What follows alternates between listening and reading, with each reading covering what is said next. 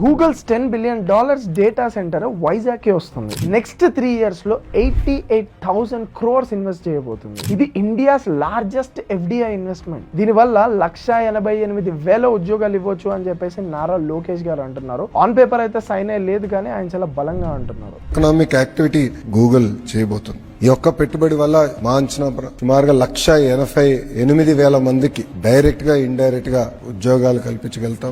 But anyways ఈ విషయంలో లోకేష్ గారిని కంగ్రాచులేట్ చేయొచ్చు. ఎందుకంటే గట్టి కాంపిటీషన్ ఉంది తమిళనాడు నుంచి, కర్ణాటక నుంచి అండ్ అదర్ స్టేట్స్ నుంచి ఈ ప్రాజెక్ట్ కోసం. వాళ్ళ స్టేట్స్ కి ప్రాజెక్ట్స్ వెళ్తే డెఫినెట్ గా ప్లస్ అవుతాయి. కానీ ఇప్పుడు మన స్టేట్ ఆంధ్రప్రదేశ్ ఉన్న కండిషన్ లో ఈ ప్రాజెక్ట్ మనకి రావడం అనేది చాలా హెల్ప్ అవుతుంది స్టేట్ ని తొందరగా రివైవ్ చేయడానికి. సో ఇంత గట్టి కాంపిటీషన్ ఉన్న ఈ ప్రాజెక్ట్ మనకే రావడానికి 2 మెయిన్ రీజన్స్. ఒకటి వచ్చేసి సెంట్రల్ లో మనకున్న కనెక్షన్స్, అదే బీజేపీ పొత్తులో ఉండడం. సెకండ్ వచ్చేసి నారా లోకేష్ గారు సెప్టెంబర్ 2024 లో గూగుల్ వాళ్ళతో ఒక లంచ్ హోస్ట్ చేసి వాళ్ళని కన్విన్స్ చేయడానికి ట్రై చేసి ఒకవేళ డేటా సెంటర్ వస్తే ఆ ల్యాండ్ ఎక్కడ వస్తుంది, ఆ ల్యాండ్ అదంతా చూపించి ఇదంతా చేశాను అని చెప్పేసి చెప్తున్నారు. నేను సెప్టెంబర్ 2024లో గూగుల్ ప్రతినిధులు విశాఖపట్నానికి వస్తే వాళ్ళని హోటల్లో నేను లంచ్ ఆర్గనైజ్ చేసి నేను నా కారులో ఆనాడు అక్కడ తీసుకెళ్లి ఎక్కడైతే ఆ డేటా సెంటర్ వస్తున్నా స్థలం వాళ్ళు కూడా చూపిస్తాం జరిగింది.